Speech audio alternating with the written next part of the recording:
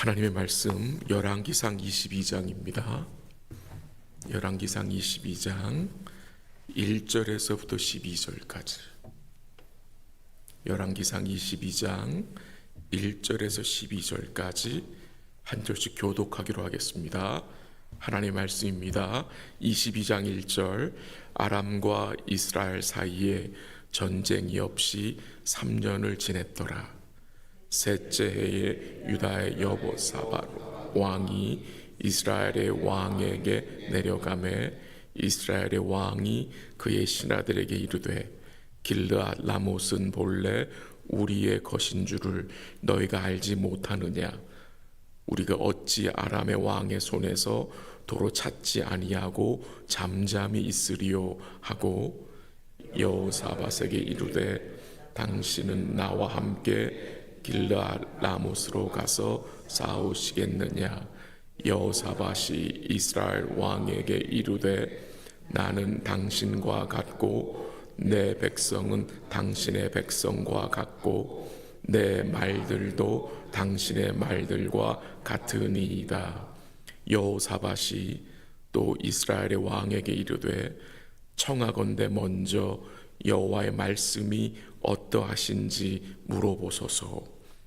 이스라엘의 왕이 이에 선지자 400명쯤 모으고 그들에게 이르되 내가 길르앗 라못에 가서 싸우라 말랴.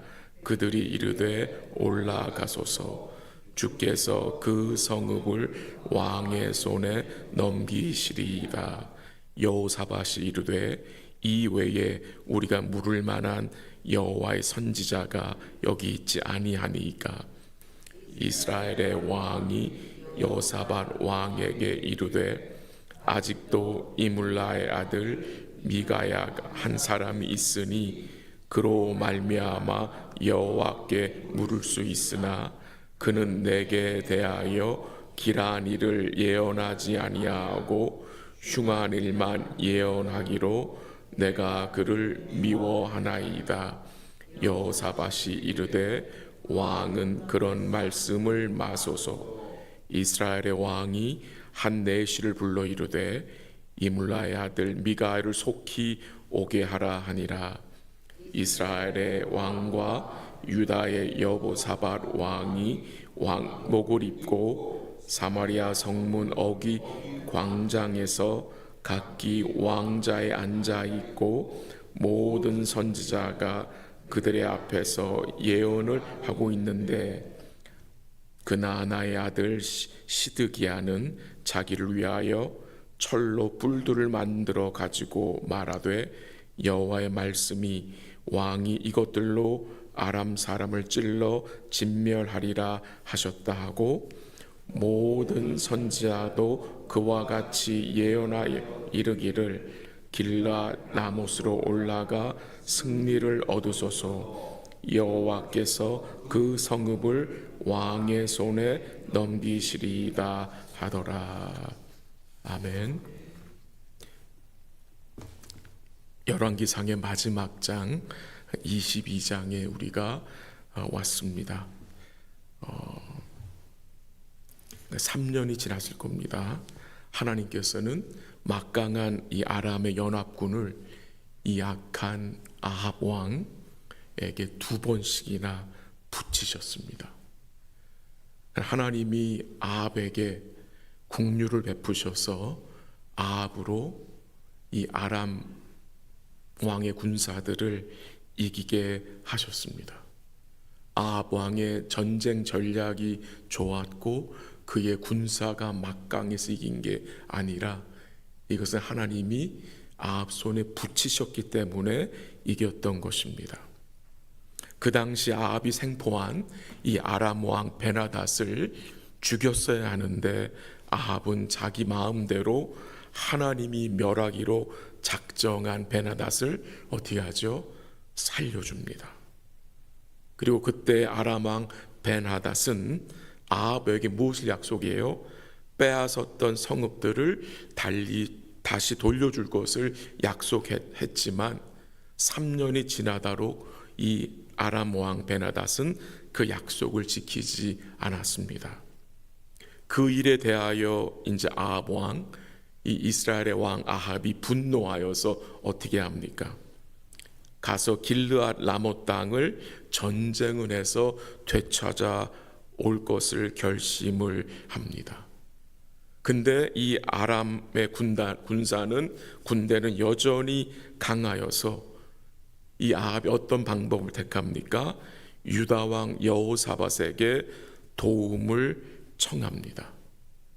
도움을 청해서 북이스라엘과 남유다 군사가 연합해서 아람 왕과 싸우자고 이제 요청을 한 것입니다.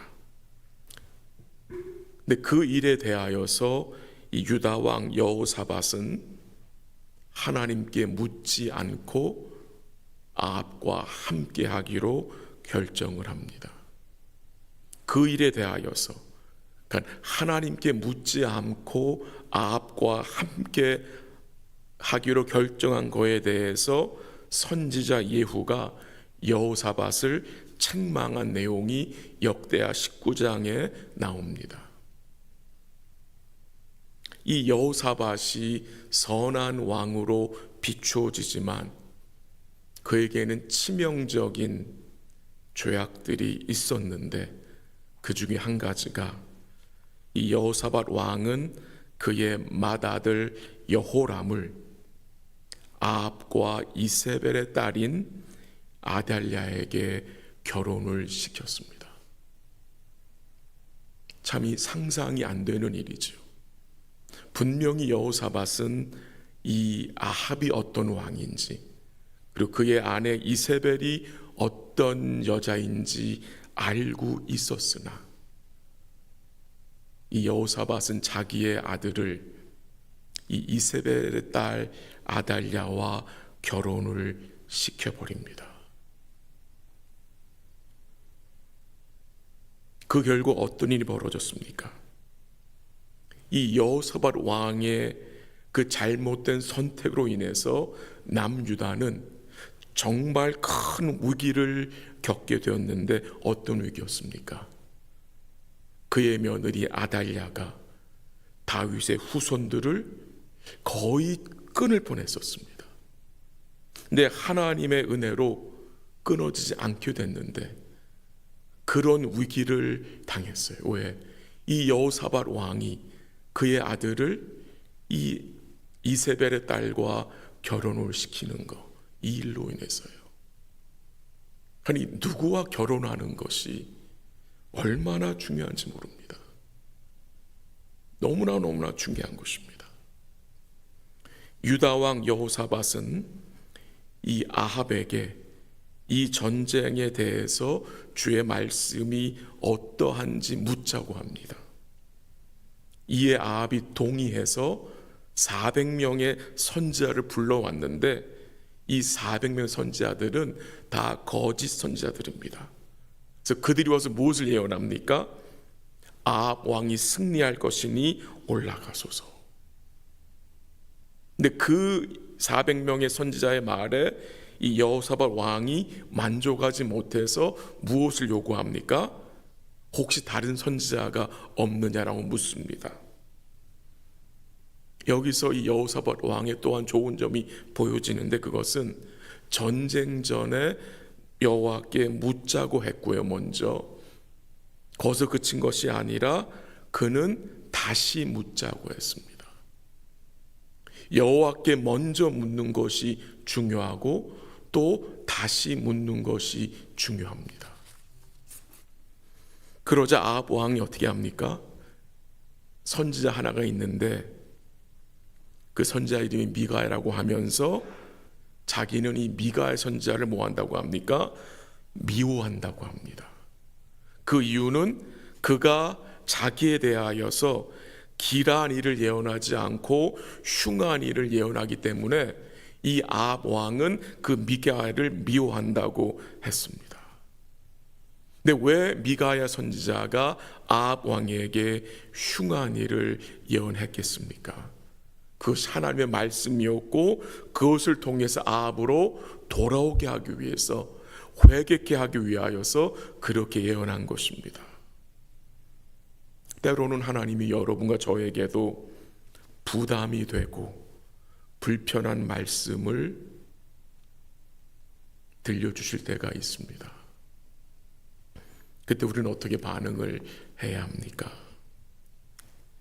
이 미가야가 오는 그 과정에서 여전히 이 400명의 선지자들은 아합이 승리할 것을 계속 예언했습니다.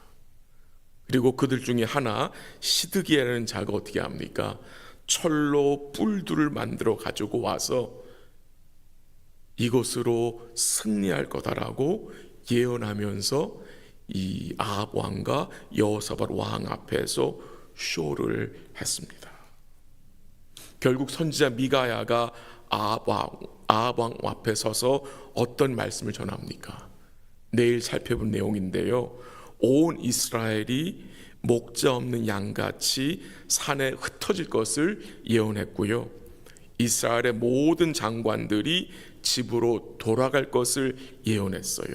무슨 예언입니까? 북이스라엘이 이 전쟁에 나가면 패할 것을 예언한 것입니다. 여기서 우리 한 가지 생각할 것은요, 누구의 말이 진짜입니까? 누구의 예언이 진리입니까? 라는 질문입니다. 지금 400명이 올라가라 하고 한 사람 미가야만 가면 죽는다, 이 전쟁에서 패할 것을 예언했습니다. 참, 이 얼마나 힘든 상황입니까? 400대 1입니다. 400대 1.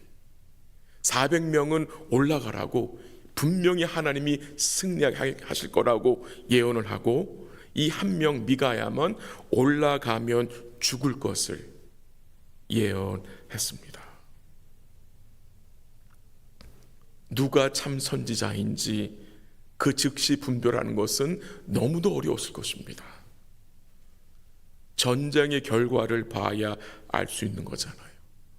그래서 때로는 기다려야 하는 경우가 있는데, 왜 이렇게 하나님이 미가야를 통해서 아합에게 올라가면 죽는다, 전쟁이 패배한다고 말씀하신 것입니까? 다시 기회를 주시는 것입니다. 다시 말씀을 주시는 것입니다. 이 아합 왕은 이 400명이 가짜라는 것을 알고 있었을 것입니다. 이 400명의 예언이 아합 왕이 듣기 원하는 말을 하는 것을 아합 왕은 알고 있었을 것입니다.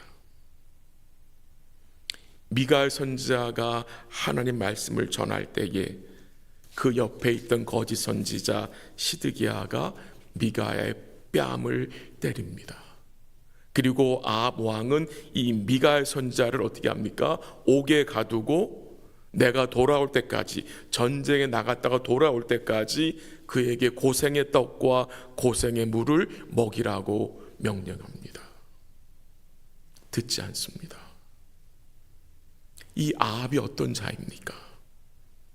하나님의 말씀에도 불구하고 그는 자기가 원하는 길을 가는 자입니다. 오늘 우리에게 이 아합 같은 모습이 우리에게는 없습니까? 하나님의 말씀이 이러한데도 불구하고 결국 내가 원하는 길을 가는 자. 여호사밧 왕이 요구해서 아합이 미가야 선지자를 불렀지만 그것은 하나의 형식적인 절차였을 뿐입니다. 아합은요, 이미 마음속에 답을 정해 놓고요, 그 답에 이 선지자가 승인하기를 기다린 것입니다. 이런 마음이 우리에게 있다는 것입니다. 우리가 하나님의 뜻을 구한다고 하면서도 내가 이미 다 정해놓고 거기에 대한 승인만 받기를 원하는 것. 성도 때로는 저를 찾아옵니다. 마음에 다 결정을 하고 옵니다. 그리고 저의 승인만 원합니다. 그럴 때가 있어요. 그게 보입니다. 마음이 너무 아픕니다.